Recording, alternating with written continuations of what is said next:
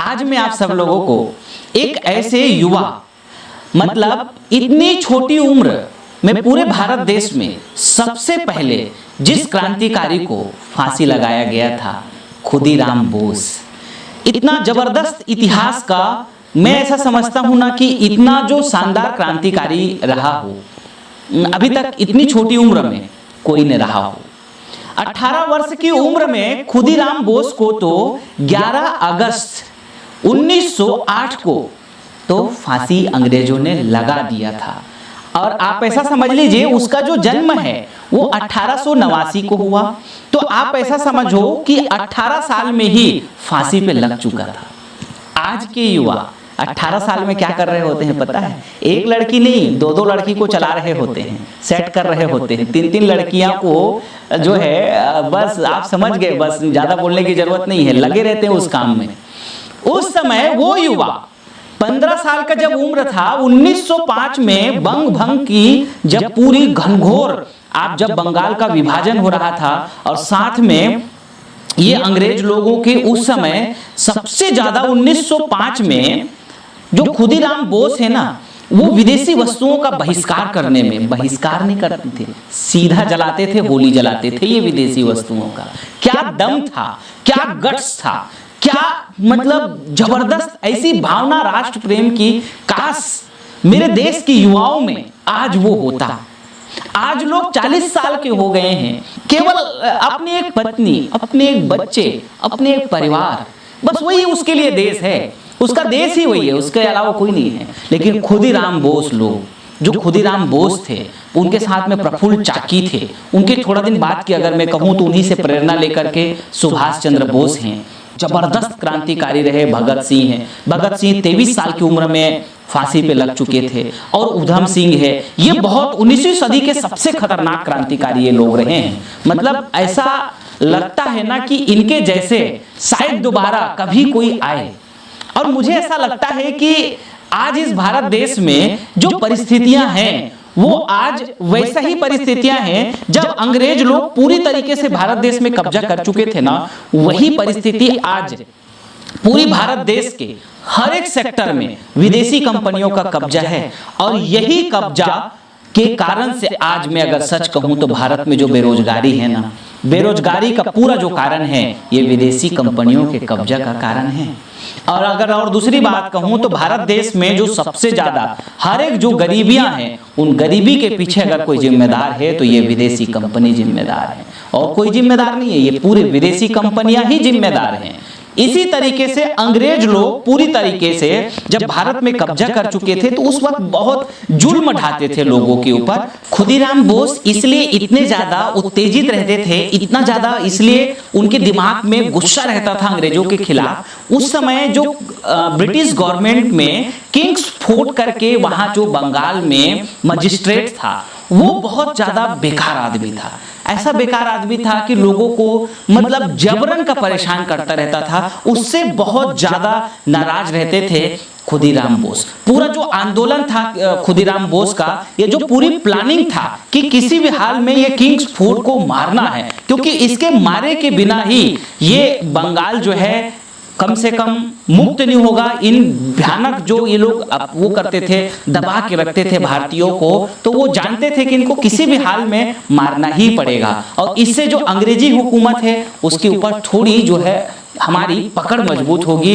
और थोड़ा इनको डर लगेगा। और वही हुआ भी। धीरे धीरे धीरे धीरे इन क्रांतिकारियों के प्रयास की वजह ही रहा जो हमारा भारत देश आज स्वतंत्र हुआ। स्वतंत्र उस वक्त हुआ, अब अगर कहूं तो नहीं है स्वतंत्र। इसलिए स्वतंत्र नहीं कह सकता हूं क्योंकि आप जानते हैं हम विदेशी वस्तुओं से कितना घिरे हुए हैं। तो हमको हर हाल में कोशिश करके इस प्रयास पे पूरी तरीके से ध्यान रखना है कि अपने जीवन में जो कुछ भी हो स्वदेशी ही अपनाना है। और स्वदेशी के लिए हमने जो पूरे भारत देश में एक जो प्रकल्प चला रखा है ना कि AD5 सुपर बाजार, जो पूरे भारत देश में दरअसल में क्या हो गया है, विदेशी वस्तुओं का इतना जाल है कि पता ही नहीं है कौन देसी कौन विदेशी। पूरे हर एक किराने दुकान में, हर एक स्टोर में सब विदेशी भरे पड़े हुए हैं। पता ही नहीं है ये लोरियल शैम्पू है, ये रैंकिड बैंकाइजर है, डव है, कितना सारा हिंदुस्तान यूनिलीवर, सब विदेशी है ना। हमने उसके लिए जो प्रकल्प जो AD5 सुपर बाजार बनाया है ना, इसमें भारत देश के जितने है, श्री चवन आयुर्वेद का जो उत्पाद है, पतंजलि का है, डाबर का है, बैद्यनाथ का है, झंडू का है, इमामे का है, पार्ले जी का है, अमूल का है, और देश के अमनलाल चमनलाल जो लोग भी हो प्रोडक्ट बना रहे हैं उनका संग्रहण किया है। आप यहाँ से जो भी उत्पाद उठा लेंगे वो समझ लीजिए देश को फायदा हो रहा होगा, समाज को फायदा हो रहा है, क्योंकि हमको सब्स्टिट्यूट्स बहुत जरूरी है। क्योंकि हम जब दुकान में जाते हैं तो वहां पे सारा सामान विदेशी भरा हुआ है, तो इसलिए हमने पूरी इसकी व्यवस्था बनाई है। और मैं तो कहूंगा आप हमारे इस नंबर में फोन करिए, और अगर आप थोड़ा अच्छा व्यवसाय कर सकते हो तो तहसील जिला पे बड़े लेवल पे इस सुपर बाजार को आप खोलिए। 10-15 लाख के बजट में ही ये चालू हो जाएगा, और बड़े लेवल में पूरा आपको व्यापार भी हो जाएगा, और साथ में इस राष्ट्र की इससे बड़ी सेवा कुछ नहीं हो सकता। क्योंकि इतना बड़ा जो आप संग्रहण करेंगे, और पूरा जो गांव और समाज के जो लोग हैं अगर यहाँ आके आपके उत्पाद को अगर लेते हैं, तो आप ऐसा समझ लीजिए कि आपको जो मुनाफा होगा तो वो होगा, और वो आपका मुनाफा नहीं है, इस देश का मुनाफा होने वाला है। क्योंकि इस देश का पैसा अगर बाहर नहीं जाएगा तो देश जरूर आगे बढ़ेगा। इसीलिए खुदीराम बोस जो था ना, थोड़ी तेजो तर्रार था। 14 साल 15 साल की उम्र में जब मतलब समझदारी लोगों को आज के डेट में आई ही नहीं है, उस वक्त वो खुदीराम बोस इतना समझदार हो चुका था कि आप समझ लो कि उस वक्त सबसे खतरनाक क्रांति के रूप में प्रफुल्ल चाकी के साथ में लगे थे। कितना देश प्रेम रहा होगा, डरते ही नहीं थे, किसी प्रकार से डर ही नहीं था, मार दोगे तो मार दोगे। आज के लोग अच्छे अगर कोई वीडियो बना दो ना विदेशी कंपनियों के खिलाफ में, मैंने बनाया है ना, देखो विदेशी कंपनियों के खिलाफ में कितनी सारी वीडियो मैंने बनाया है। हम लोग राष्ट्र प्रेम तो छोड़िए, राष्ट्र प्रेम की अगर कोई विदेशी कंपनियों के बहिष्कार का कोई अच्छी वीडियो हो ना, उसको भी शेयर करने में डरते हैं। और हम कितने स्वार्थी हो चुके हैं इस देश में, मुझे ये से समझ में नहीं आता कि खुदीराम बोस ऐसे देश के लिए शहीद हो गए, हम लोगों के लिए शहीद हो गए, और हम लोग क्या उनके सम्मान में वो लोग जो विदेशी वस्तुओं का बहिष्कार करते थे, तो क्या हम उनका इतना सम्मान नहीं कर सकते कि उनके आदर्शों को, उनके मार्गदर्शन को झेलते हुए, उनके मार्गदर्शन पे अपने आप को चलाते हुए क्या हम इन विदेशी वस्तुओं का बहिष्कार नहीं कर सकते? कर सकते हैं, करना चाहिए, करना पड़ेगा।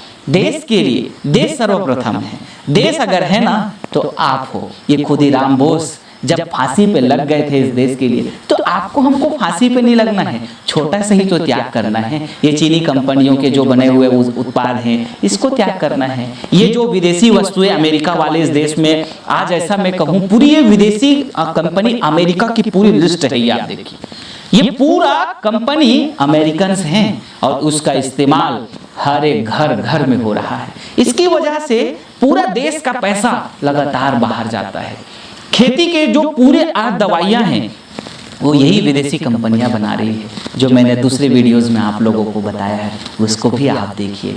लेकिन बस इतना आप सबसे मैं कहना चाहता हूं, खुदीराम बोस जैसे क्रांतिकारियों की जरूरत आज इस भारत देश में है। हर घर से, हर गांव से कम एक एक क्रांतिकारी तो चाहिए, जो क्रांतिकारी फांसी पे लगने के लिए ना हो, जो क्रांतिकारी गांव को बताने के लिए हो, कम से कम लोगों को जानकारी देने के लिए हो कि सर भाई साहब, क्योंकि हमारे जो ग्रामीण है ना, हमारा जो गांव है ना, आज भी मैं कहता हूं गांव में आज भी स्वर्ग है।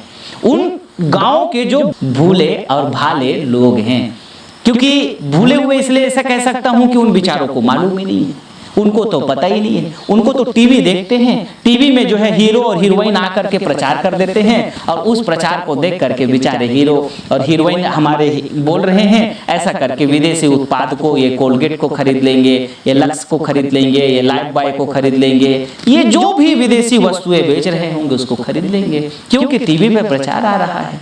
तो हम आप सब लोगों को थोड़ी जागने की जरूरत है, और हमारे ये जबरदस्त क्रांतिकारी जो खुदीराम बोस रहे हैं, इस तरह के जो कमाल के क्रांतिकारी रहे हैं, उनके आदर्श स्वदेशी के लिए बहुत समर्पित होते थे। आप ये खुदीराम बोस देखिए, पूरे स्वदेशी कपड़ा पहने हैं। आज इतने साल के बाद भी 1908 से लेकर के आज तक खुदीराम बोस के ऊपर कितनी सारी डॉक्यूमेंट्रीज बनी है, कितनी उनकी चर्चाएं हैं, कितना उनका नाम है, क्योंकि काम ही वो ऐसे करके चले गए थे।